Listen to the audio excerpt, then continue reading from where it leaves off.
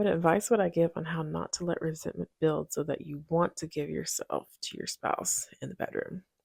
Great question. It is hard to get around that wall. Unlike men, women usually, in order to feel comfortable being intimate, we have to have our emotions on a good note.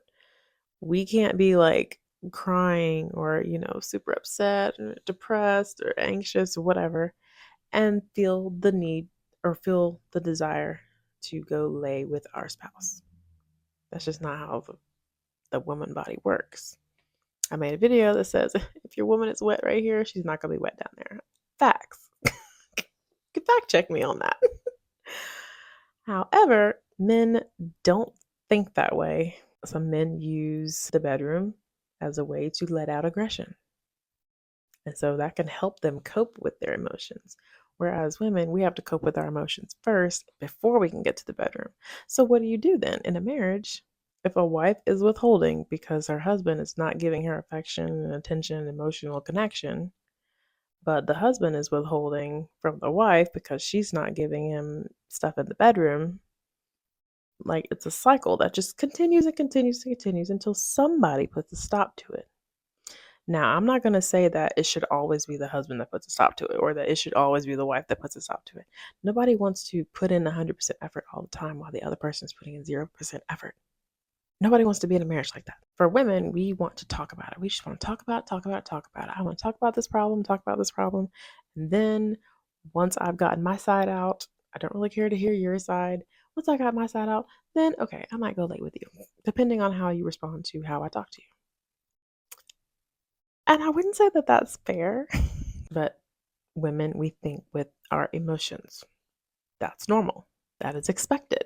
Me personally, if I am just agitated at Henry, but I know that we need to come together in the bedroom within the next day or so. If I super agitated but I don't want to talk about it, or maybe I've tried to talk about, he's not really hearing me. What do I do? Do I just withhold until it's settled? Absolutely not. What if it doesn't get settled until we can connect in the bedroom? What if that's the only form of connection that we can agree upon until the other connection, emotional, is fixed? Which sometimes that is the case.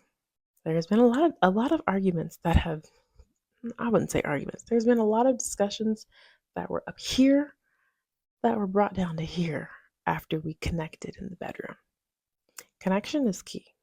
Now, obviously, the bedroom is not the only form of connection, but sometimes it's the easiest form. As for me, I don't try to talk myself out of my emotions before going to the bedroom. My emotions are going to be there, regardless. I can't make them go away. So if I'm feeling a certain type of way towards my husband, I will leave those feelings right where they are and I will bring them to the bedroom. So if I'm aggravated at him, I'm going to be an aggravated pillow princess that day. I'm not kidding. At least I know that our connection will be together. The further apart that you are, the harder it is going to be to come together. So don't let it get so far apart. Wives should not be withholding, husbands neither, should not be withholding sex from each other. You should not be withholding attention, affection, emotional connection, physical connection. You should not be withholding any of that.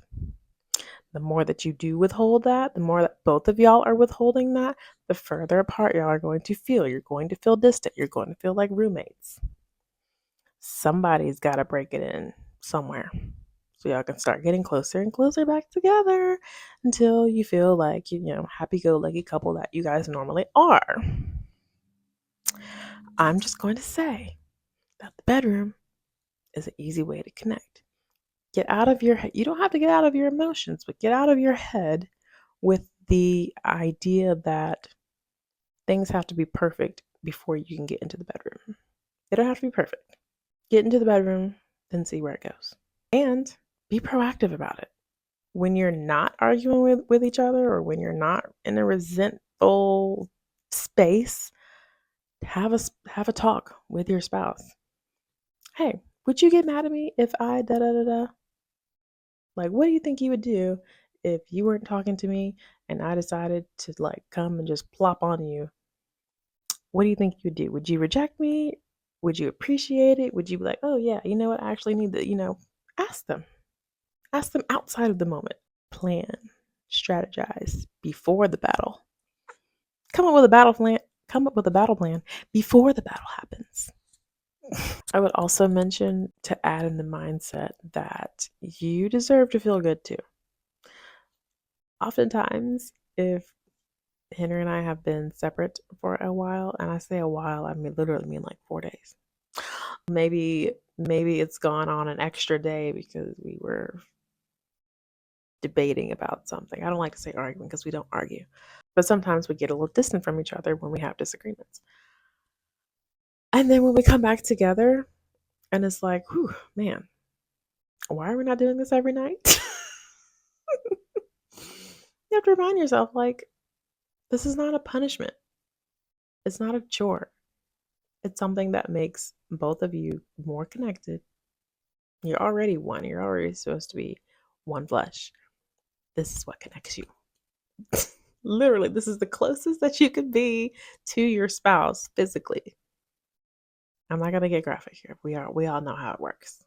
Just don't think of it as just for him. This is just for him. This helps you out too.